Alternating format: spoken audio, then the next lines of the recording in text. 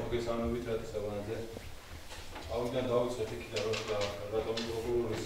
ამ რეპლიკას რომ მოусმენთ.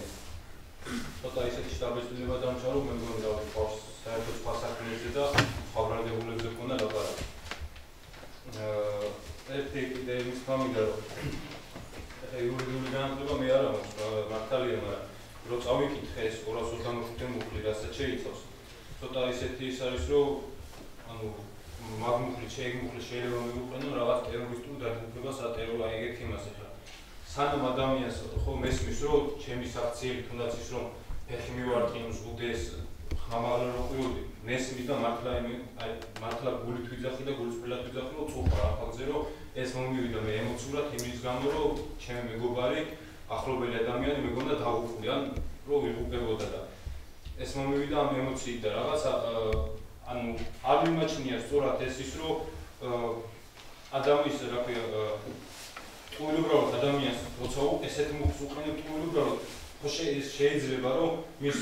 ცხოვრებაზე რაღაცა წარსულს მაინც გადახედო და ისტორიაში ნახო რომ ადამიანი როგორ ცხოვრობს როგორ აქვს ეს ცხოვრება აქამდე გავლილი და ეს არაფრიდან ესე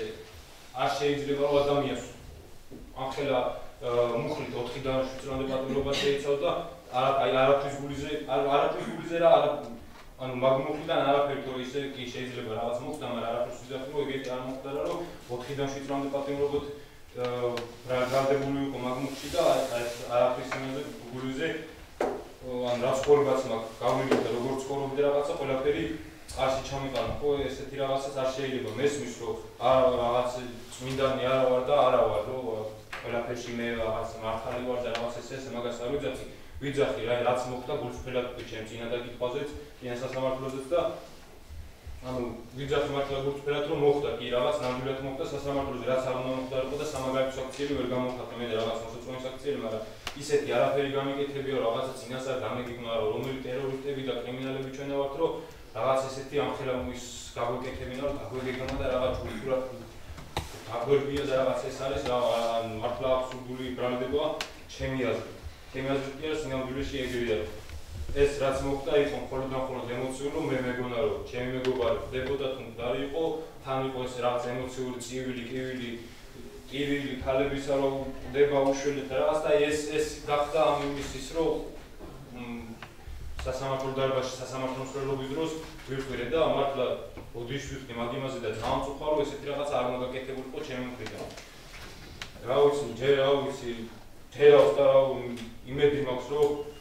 სასამართლო დაინახავდა სიმართლეს რაც ნამდვილში მოხდა და ერთი წყალობით